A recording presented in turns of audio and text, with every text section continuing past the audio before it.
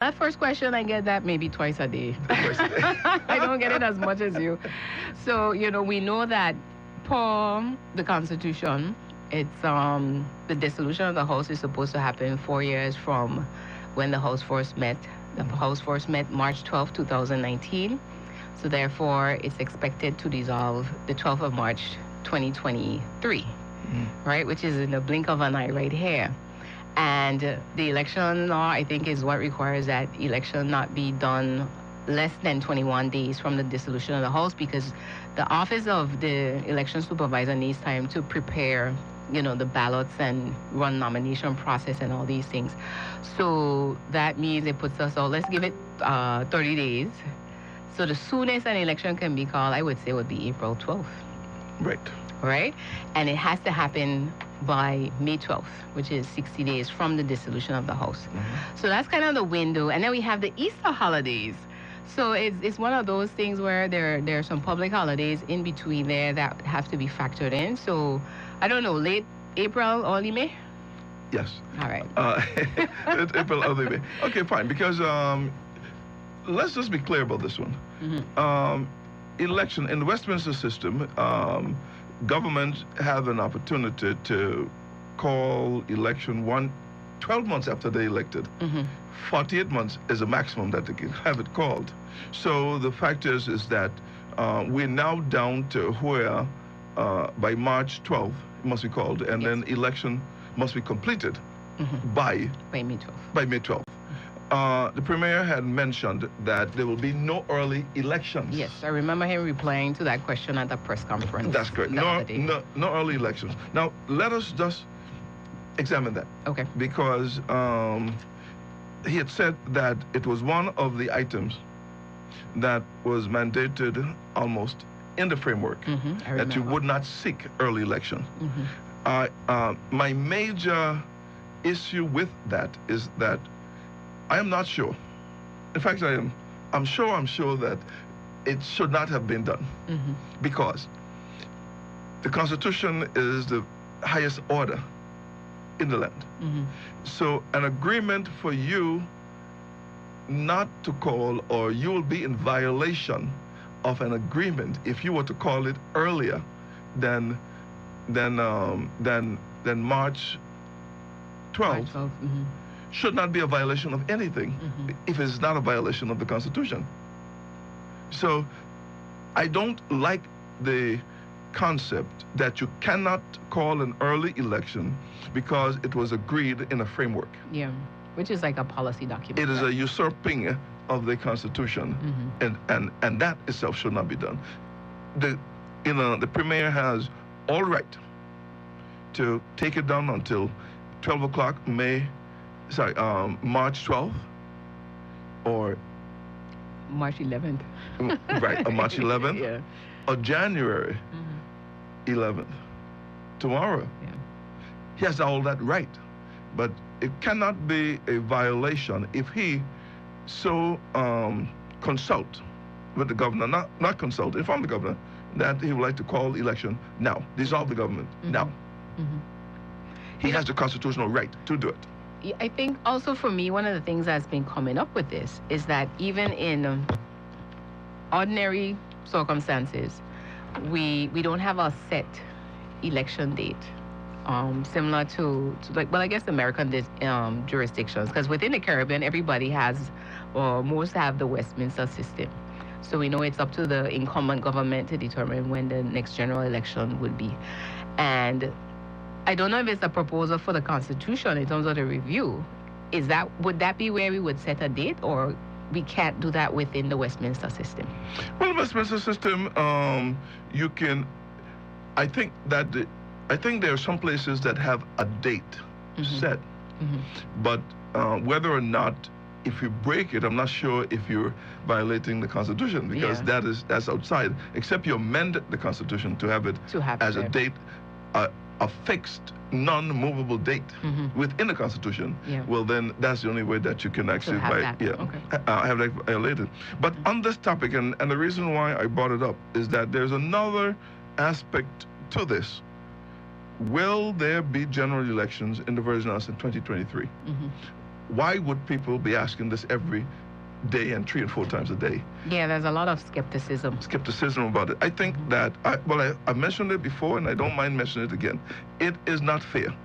It is almost criminal that folks should be wondering whether or not there'll be election as a result of the order in council that exists. That is the only reason why folks are having doubt as to whether or not this order in council, because if there are, we actually await the second report of the governor as it relates to implementation. And this order in council is there, and if the governor and the UK were to feel that all of the terms of reference are not being adhered to, then they have the right to, quote unquote, gazette this, and by proclamation through gazette have it come into effect. This is real. Yeah. There's nothing unreal about this. Yeah, that's a reality. Yeah. That's the reality of it. And the Premier has indicated in his last press conference that he will be going to the UK to seek, I think that he was saying, whether or not this particular guillotine can be taken from our head, taken out of the room. I've advocated that it was wrong to place it in the first place. There's no justification for it, and it should not exist, because I'm telling you, it has to be a violation of some world rule. In terms of international human rights law. That's correct. Yeah. What is your feel of it? Well, I completely agree with you, because, again, when the report first came out and the first recommendation was basically for suspension of the ministerial government, and the governor then would essentially directly rule. And he became the executive, the legislative branch. And, in protest to that, for them to come back with the implementation framework and say to us, okay, we're going to only implement 48 of the 49, or we're going to move forward with the 48 of the 49. Those were negotiated. And then what it was, probably a week later, he made the announcement that the order in council was still drafted as it relates to A1, and that it only needs to be gazetted. As if to say we needed to be incentivized in addition to the implementation framework. I see that as a lack of trust. I mean, we understand the seriousness of everything that was presented in the Commission of Inquiry report. However, when we speak about modern partnerships, this is not how you treat your partner.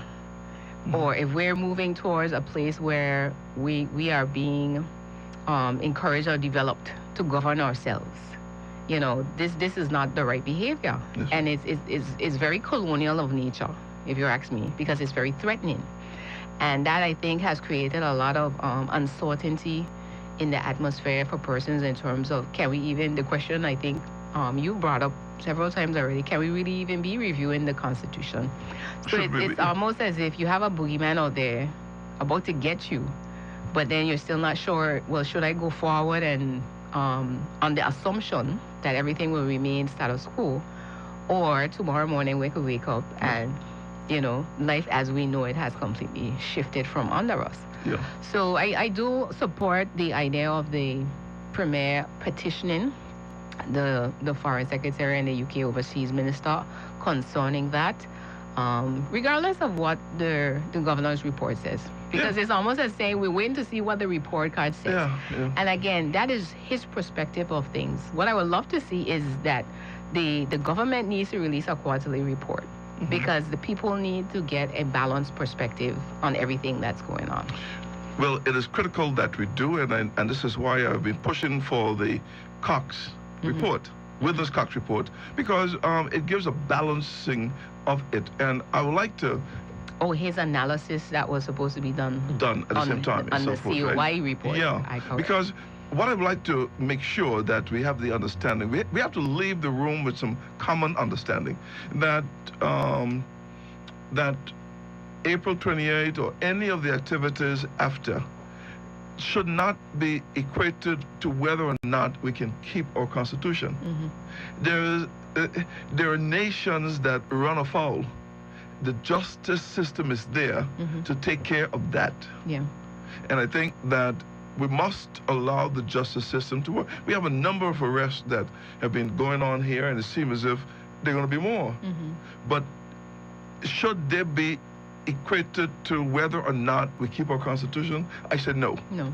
I said no because, and I think that the narrative that is being forced is you have a lawless town, and unless the Constitution is suspended for 2 years, that's the only way we could correct it. It is not right. Yeah. It's incorrect. And again, that type of behavior speaks volumes in terms of the perception that they have of us. So there's that part of where, you know, and the bigger picture to this, I know when persons hear us talk about decolonization, they think we're mixing matters, but it is actually all one and the same. Yes. You know, in terms of what our relationship is with the UK. Yes. You know, so a lot of persons, again, were under the notion that we are self-governing. And we've come to learn otherwise in terms of what self-governing really means. Really means, yeah. Okay? So we've been given some responsibilities, and we have a level of autonomy in some of our internal affairs, but not the totality of it. You know, so where there was no conversation, I would think, about the COI report, because again, it came out and it was like, you need to do this, and if you don't do this, we're going to do this. Yeah. And basically it was to take the power from the people. Right. You know, and that is where, for me personally, you know, I found it very important to take a stand as far as the protests that happened and speaking out against it. So we're coming down now almost a year later, in a few months, and you know, to have still this type of antagonism where if you don't do what I tell you to do, you know, this is a threat of what could happen. Yes. You know. No, it is critical that we get, because I have almost confined myself to seeing about getting this constitutional review, getting the general elections, but getting this order in council. Yes, you cannot be fixated on it, but the fact is that 1 week after the election, if something a governor feels he doesn't like, it can still happen at any time. It can still happen. It is not good. It's not fair, and so forth. But so we'll come to that. I'm glad you said that, because then that's like saying, again, when we talk about good governance, would a move like that be in line with what we define as good governance and where we're saying we want to go as a country? Right. And I think that, you know, we must be able to speak against this in the light of general elections. The citizens of a country cannot be in doubt because of an order in council hanging over your head as to whether or not elections will take place. It is not right. It's not fair. And I think that, you know, we need to put this to rest. Well, let's put it this way. Governor Rankin, remove this order in council. Have it removed from the UK. I know that you yourself can't do it, but have this removed. And what I've asked for is the whole rationale or the wording of the text given to the Privy Council as to what exactly do we need to make sure we never fall fault of again. We are under the pressure of this order in council without the wordings that went to the Privy Council. I feel that if you're going to learn from your errors, then what are the errors? You can't say that the COI report is the bulk of the error. You can't say April 28th was the bulk of the error. We don't know what is in there.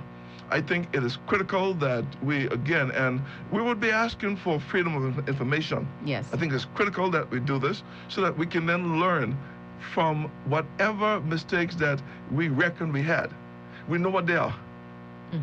So that we can, and don't come tell me that that there were no one since 1950, no one since 1967 who've done this correct. So everyone is at fault, and the only act that the British could have is this order in council and suspension of our constitution. I don't buy it. No. I'm not selling it. But we know the way this came out of the playbook, because we saw what happened with TCI, not once but twice. You know, so again, it speaks to, as an administering power, These things shouldn't happen under your watch. That's the first thing I'll probably say. These things don't happen overnight either. There are things where if you are monitoring the system as you should be, then you would see where, things may seem to be going off the track, and make sure that corrective action is taken sooner or early rather than later on. And then, it be magnified, yes, as it were, to try to justify a thing. Because, I always try to tell people it's important for us to try to have a balanced perspective. Yes. We all going to have our subjective opinion around it. But it's important to understand, the commissioner's report is supposed to be a factual document, but his recommendations are based on his opinion. That's correct also. So that is where to, again, when you refer to having the Cox report, is to say, what is the analysis by another perspective on this? Sure. In terms of the recommendations that are being made, are these the correct recommendations to solve the problems? Or should we be exploring other things? Because we rushed into it, again, by force, because it was that if you don't do it, you know what's going to happen. That's good. And that type of threatening behavior, me as a citizen of the country didn't take too kindly to. And now this is what we are entailing. But I am thankful, though, that we did have elections already, I would say, in the mix, and that we can have, there's that opportunity, I would say, now, to pivot in another direction and go forward from there. So I think there's high probability we will go through with election. Yeah. I want to think so. I don't think they want that bad press in terms of at that point, because you are then now taking away my democratic right to representation in my House of Assembly. Well, I have a strong feeling that we would also, but I don't want it with a guillotine in the room. Yeah, because again, it could just wipe out the results of the election. That is correct. Because it's a standing order in council. Yeah. That is a matter of just enacting it.